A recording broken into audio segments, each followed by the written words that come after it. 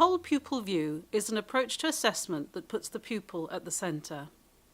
This combined approach poses and answers several questions for each and every student. Our assessments support this whole pupil view by offering you timely and rigorous ways of assessing your students in different areas that can contribute to your judgment of each student. This is typically to seek answers to key questions, which can enable you to make fully informed decisions for your classes and your students. Here, Teresa Cavello creates a dashboard which includes the past data to ensure that she has access to the data providing a whole pupil view. I include the past data on the dashboard so that together with the teacher we can look at any children that are flagging as having barriers to learning because of one of the elements of the PASS test. In some cases we will look at it year on year, particularly children that we know have issues in the class or are struggling with learning or progress. And we can then flag individual elements and we can try and work on those and again put into their provision map ways in which we can support that child. On the dashboard I'll make sure again it's looked at in context with all of the other data and it can give us some real insight into why some of the other results are as they are. Are there any barriers to their learning? What is their ability? What are their attainment levels? First, let's look at barriers to learning. If students aren't achieving their potential, this begs the questions you'll want to know.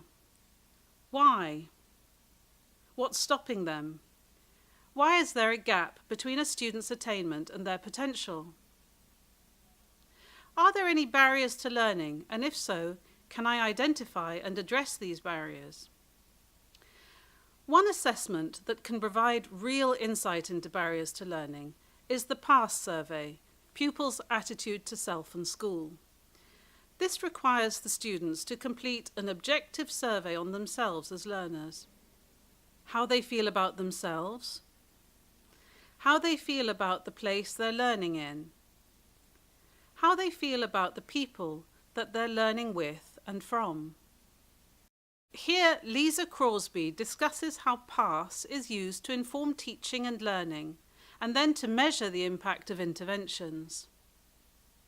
In terms of looking at vulnerable pupils, and when we've done the survey, we've been able to say to schools, you might need to think this is a school issue, or this is a pupil issue, this is a higher ability issue, this is a pupil premium issue, this is a white British boy issue. You need to think more carefully now about an action plan to address that. What are you going to do in order to improve those attitudes to learning? What sort of things can you actually work with these group of pupils on to change that? And so changing, adapting the curriculum, extracurricular activities, whether that's working on one-to-one with certain groups of youngsters, has been incredibly powerful because we've been able to then retest the pupils on the attitudinal survey to see if there's been any impact after a period of time. And some of those retesting has actually shown that the interventions have been successful. PASS may uncover reasons why a student is not performing well in the classroom. Identify what might be getting in the way of this student fulfilling their potential, and help identify the keys to unlocking underlying potential. There may be things happening outside school. There may be things happening within school. Let's hear from Matthew Pitts on how he uses PASS to get to know his students well, as early as possible. The perceptions and attitudes screener in school is really powerful. For us, we want a school full of engaged, happy children, and PASS is one of the ways in which we are able to identify issues with children and pick up on them and help them to perhaps enjoy school more. We know, and it allows us to find out who is particularly confident or lacking in confidence.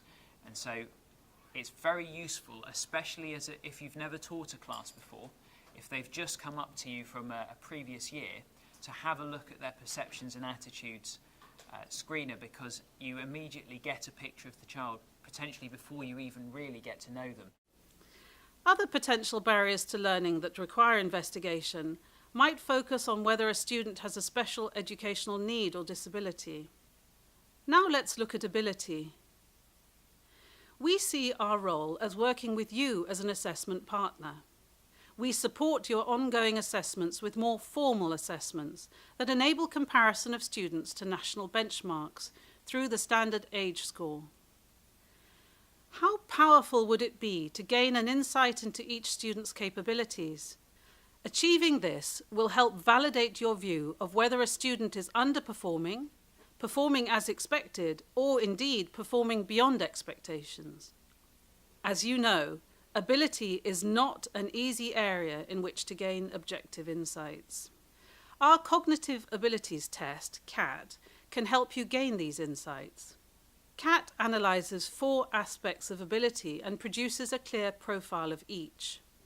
A side-by-side comparison of CAT data and PASS, attitudinal data, can give you an exceptionally complete picture of your students.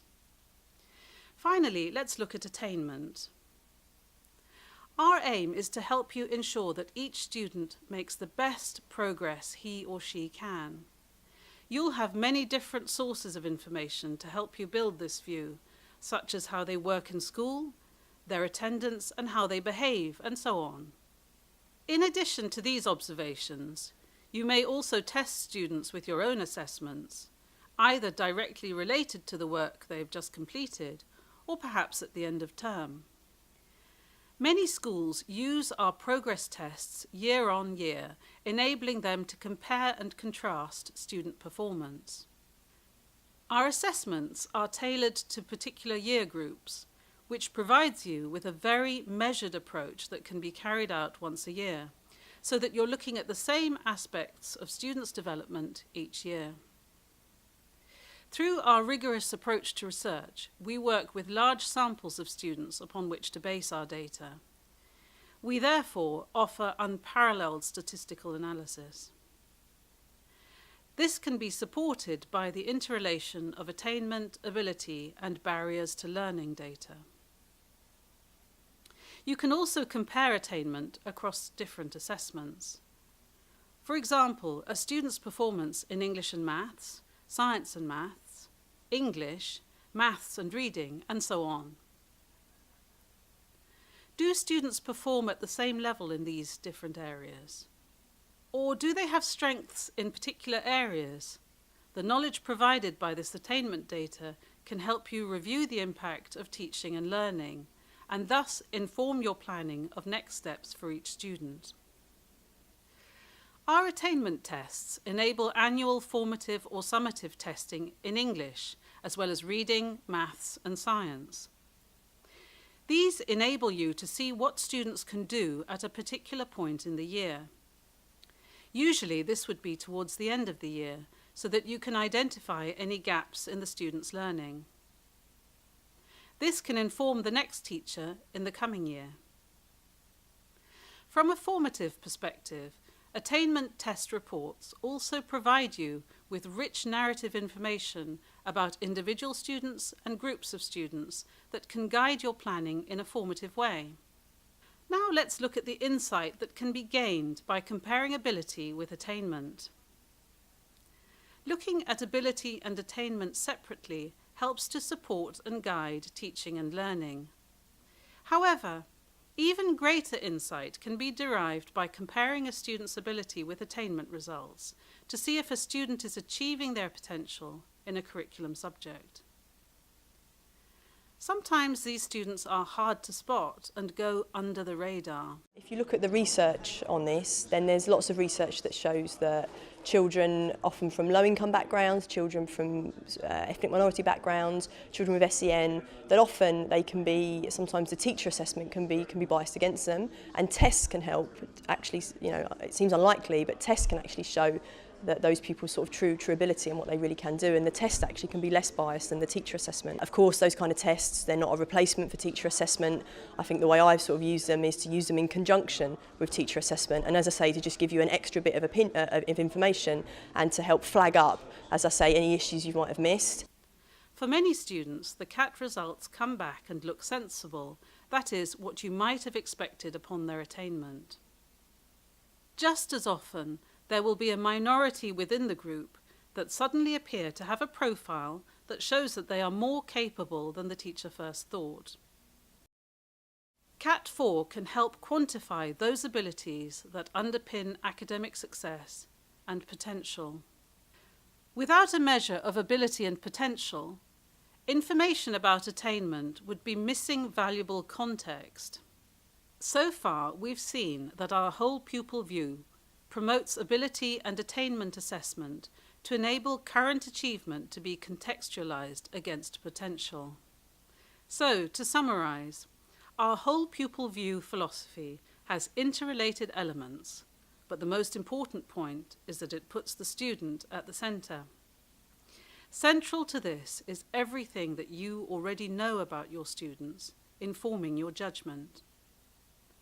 The PASS survey enhances your previous knowledge of your students and may help to guide you to a focused intervention where there is an underlying need. These needs may not always be immediately apparent in the classroom. Each individual aspect is important in understanding what a student is achieving, what their potential might be, and what barriers to learning are preventing the student reaching their potential.